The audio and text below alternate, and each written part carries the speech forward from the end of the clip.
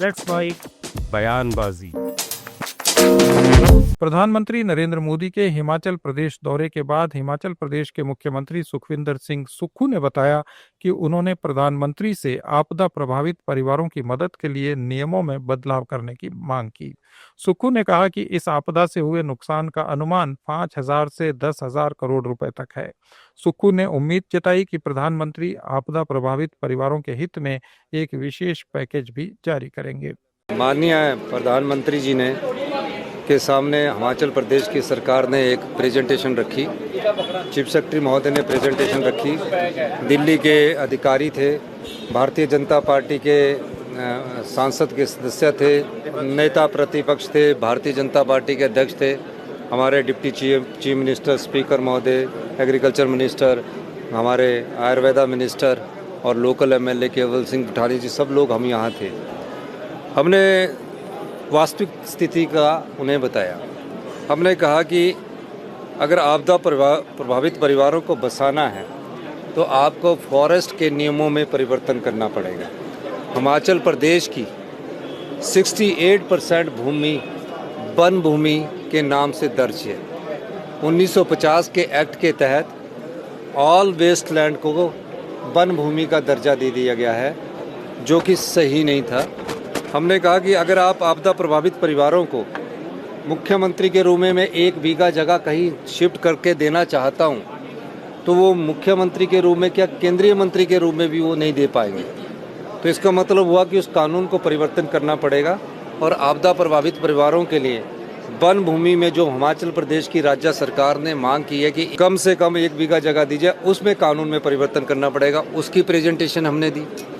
हमने प्रधानमंत्री जी से कहा कि स्पेशल रिलीफ पैकेज दीजिए। स्पेशल रिलीफ पैकेज देने के हमारा तकरीबन अभी तक 5,000 करोड़ का आरंभिक अनुमान है और ये अभी 10 से 12,000 करोड़ रुपये जा सकता है। सेंटर की टीम्स आई है। तीसरी बात हमने की कि जब सहायता तत्काल ना मिले और 2 वर्ष बाद मिले, 2023 की जो पीडीएन ने आया 2 वर्ष, तो उसका कोई मूल्य नहीं रह जाता, औचित्य नहीं रह जाता है। उन्होंने हमारी बात को गंभीरता से समझा और हमने कहा कि जो डेथ का सर्टिफिकेट है उसको बनाने के लिए 7 साल लग जाते हैं। अब डेथ के सर्टिफिकेट में जिस परिवार की आपदा में डेथ होगी और वो मिसिंग है, तो उसके लिए हम राहत देना चाहते हैं 4 लाख रुपए की। वो कैसे दे, क्योंकि वो तो मिलता ही नहीं है। तो उस नियम में भी परिवर्तन करने की बात की। वन के नियम में भी परिवर्तन की बात की। हमने कहा नदियों की ड्रेजिंग और माइनिंग अलग अलग डिफाइन की है। अगर हम ड्रेज करके नदी के किनारे रख देते तो नदी दूसरी तरफ हो जाती है। उसकी माइनिंग की भी परमिशन की हमने बात की। कुछ प्रशासनिक त्रुटियां थी। प्रधानमंत्री जी ने हमें आश्वासन दिया है कि मैं आपको 1,500 करोड़ रुपए की सहायता दूंगा, फौरी राहत के तौर पर दूंगा। अब 1,500 करोड़ क्या स्पेशल रिलीफ पैकेज के तौर पर आता है या स्कीम बेस्ड आता है, ये देखने की बात है। हमने कहा। उधर हरियाणा के पूर्व मुख्यमंत्री भूपेंद्र सिंह हुड्डा ने राज्य सरकार द्वारा बाढ़ पीड़ितों को दिए जा रहे मुआवजे को किसानों के साथ मजाक बताया। उन्होंने कहा कि सीजन की फसल बर्बाद होने के बाद भी किसानों को खाद के खर्च से भी कम मुआवजा देना नाइंसाफी है।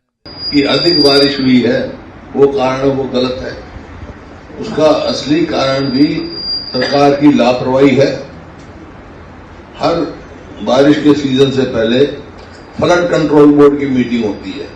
अब ये फ्लड कंट्रोल बोर्ड की मीटिंग ही नहीं करी। फ्लड कंट्रोल बोर्ड की मीटिंग का मतलब ये होता है कि ये रिपोर्ट ली जाती है, सारी ड्रेन सीवरेज वगैरह साफ है। जो ये सरकार ने किसानों के साथ, गरीब आदमी के साथ जो बद्दा मजाक किया है कि हम पर एकड़ 7,000 से 15,000 रुपए देंगे, ये किसानों के साथ मजाक किया इस सरकार ने, मौजूदा सरकार ने। क्योंकि इससे ज्यादा तो खाद लग जाता है प्रति एकड़ में और 100% फसल खराब है। जहां जहां हम गए वहां 100% फसल का खराबी है। अब ये जम्मू कश्मीर के डोडा में आम आदमी पार्टी के विधायक महराज मलिक को सार्वजनिक सुरक्षा अधिनियम के तहत हिरासत में लिया गया। ये पहली बार है जब किसी सत्तारूढ़ विधायक को इस अधिनियम के तहत हिरासत में लिया गया है। इससे राजनीतिक हलकों में व्यापक आलोचना और विवाद को जन्म मिल गया है। हिरासत से पहले मलिक ने एक वीडियो जारी किया जिसमें उन्होंने आरोप लगाया कि उन्हें बाढ़ प्रभावित लोगों से मिलने से रोका जा रहा है। उतना कंट्रोल मैं कर सकता हूँ उतना आपका एडमिनिस्ट्रेशन या पुलिस नहीं कर सकती। 12 लाख अवाम रहबरों से चलती है। दावे के साथ बता रहा हूँ, लॉ एंड ऑर्डर की जिम्मेदारी मेरी। मैं जानता हूं कि इतनी आवाम की रहबरी कैसे की जा सकती है। मुझसे बेहतर न एडमिनिस्ट्रेटर चला सकता है, न पुलिस के ऑफिसर चला सकते हैं। आप सिर्फ गुंडागर्दी से मजलूम को दबा सकते हो। मैं आवाम के दिलों पे राज करता हूं और आवाम की बेहतरी के लिए उनकी जिंदगियां बेहतर बनाने का काम भी कर सकता हूं। आपने एक एमएलए पे बिना स्पीकर को पूछे कानून का उल्लंघन करके एफआईआर दिया।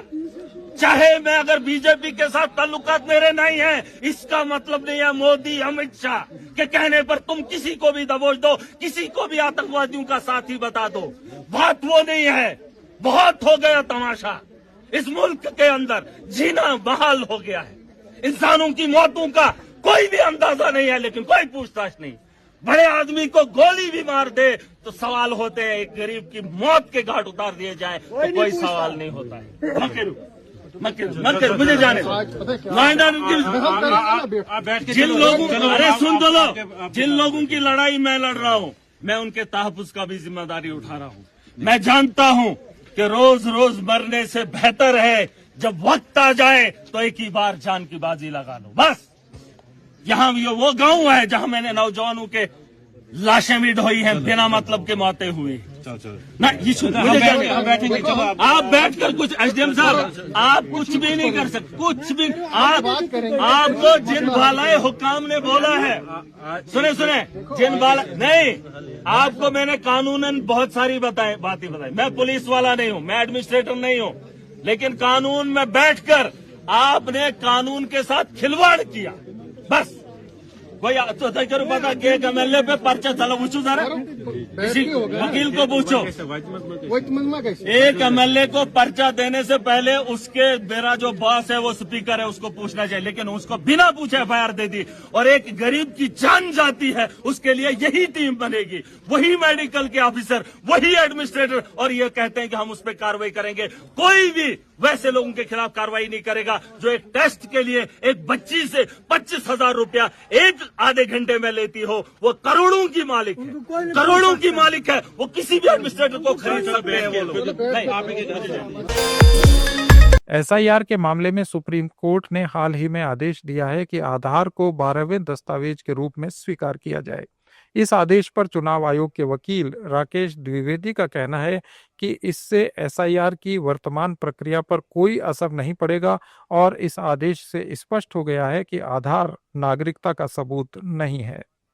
उठा रहे थे पिटिशनर लोग, उसके बारे में सुप्रीम कोर्ट ने स्पष्ट कर दिया कि आधार लिया जाएगा, मगर आधार नागरिकता का, सिटीजनशिप का प्रूफ नहीं है। ये सबसे बड़ी बात जो आज स्पष्ट हो गई है कि आधार सिटीजनशिप का, नागरिकता का प्रूफ एविडेंस नहीं है। लिहाजा उसके साथ अगर नागरिकता देखनी है तो और कागज उनको इलेक्टर्स को प्रोड्यूस करने पड़ेंगे, प्रस्तुत करने पड़ेंगे। और इस संदर्भ में इलेक्शन कमीशन की तरफ से ये भी बताया गया कि संविधान में ये स्पष्ट प्राविधान है कि अगर किसी एमपी और एमएलए के संबंध में ये प्रश्न उठे कि उसने किसी और देश की नागरिकता को स्वीकार कर लिया है और इस कारण से उसकी भारतीय नागरिकता समाप्त हो गई है, तो वह मुद्दा राष्ट्रपति को रेफर होता है और राष्ट्रपति उस मामले को इलेक्शन कमीशन को भेजता है और इलेक्शन कमीशन की जो ओपिनियन होती है, जो राय होती है, उसी के मुताबिक उसको फैसला देना पड़ता है।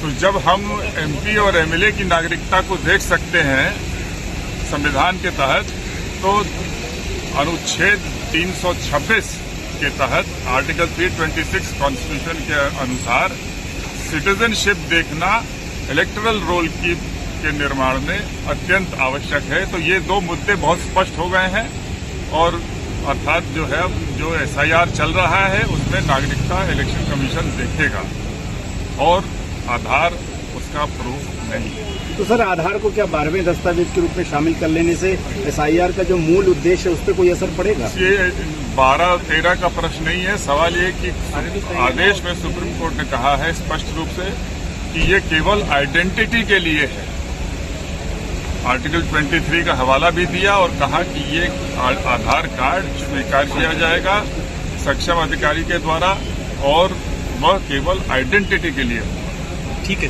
Thank you. नागरिकता के लिए। भारत यूरोपियन यूनियन FTA वार्ता और यूरोपीय संघ के व्यापार आयुक्त की आगामी यात्रा पर केंद्रीय उद्योग और वाणिज्य मंत्री पीयूष गोयल ने कहा कि मुख्य वार्ताकार समझौते के विभिन्न हिस्सों पर सहमति बनाने के लिए काम कर रहे हैं।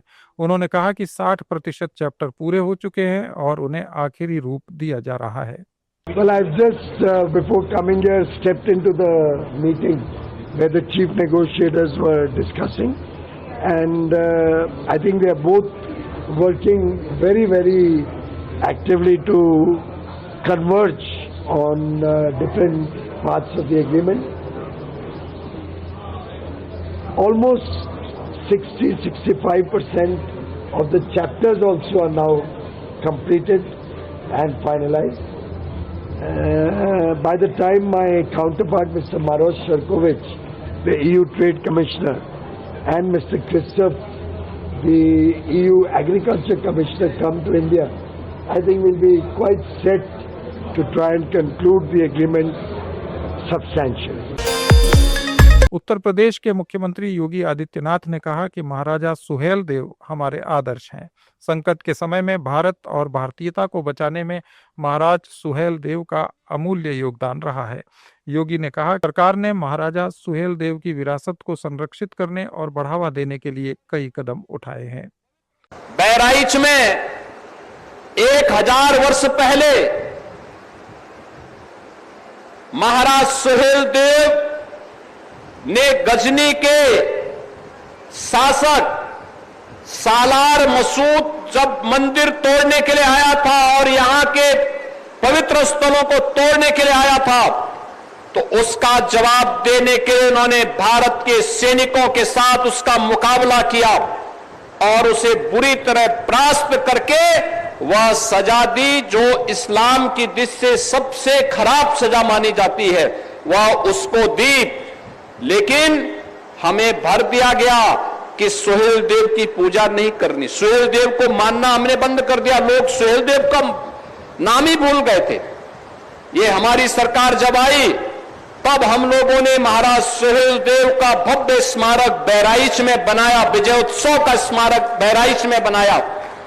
और यही नहीं, आजमगढ़ में महाराज सुहेलदेव के नाम पर एक विश्वविद्यालय का निर्माण भी कराया गया, क्योंकि वे हमारे पूर्वज हैं, वे हमारे आदर्श हैं। उन्होंने संकट के समय भारत और भारतीयता को बचाने के लिए अपना योगदान किया, लेकिन गुलामी की मानसिकता इस कदर हम पर छा गई, हम सालार मसूद को तो जगह जगह पूछने लग गए, लेकिन सुहेलदेव को यह समाज विस्मृत कर दिया। मध्य प्रदेश में मुख्यमंत्री जन कल्याण संबल योजना के अंतर्गत 7,953 श्रमिक परिवारों को 175 करोड़ रुपए की सहायता राशि को सिंगल क्लिक से उनके खातों में ट्रांसफर किया गया। मुख्यमंत्री मोहन यादव ने बताया कि संबल योजना अनऑर्गेनाइज्ड सेक्टर के लाखों श्रमिकों के जीवन का बड़ा सहारा है। उन्होंने कहा कि गिग वर्कर्स सहित अन्य श्रमिक भी इस योजना का फायदा उठा रहे हैं। संबल योजना में रजिस्टर्ड श्रमिक जो आंशिक रूप से विकलांग हुए उनको 1 लाख, स्थायी रूप से विकलांग होने पर 2 लाख, दुर्घटना में हितग्राही भाई बहन अगर कोई शांत हो जाते हैं तो 4 लाख, और मृत्यु सामान्य भी होती तो 2 लाख रुपए देना, और अंत्येष्टि के लिए भी 5,000 की राशि। ये राशि नहीं है, ये हमारी उस कठिन दौर में सबसे बड़ी मदद है, ये सहारा है। और खासकर माननीय मोदी जी को इस मामले में भी धन्यवाद दूंगा, जिनके माध्यम से सभी संबल हितग्राहियों को आयुष्मान योजना के माध्यम से 5 लाख तक का बीमा में कवर करने का प्रयास किया है। ये हमारे लिए एक उल्लेखनीय बड़ी सुविधा है। प्राइवेट से प्राइवेट हॉस्पिटल में इस प्रकार से मदद मिलना, ये हमारे लिए बड़ी अपने आप में सहारा है। ये थे आज के कुछ अहम बयान। अपडेट्स के लिए जुड़े रहिए लेट्स माइक के साथ।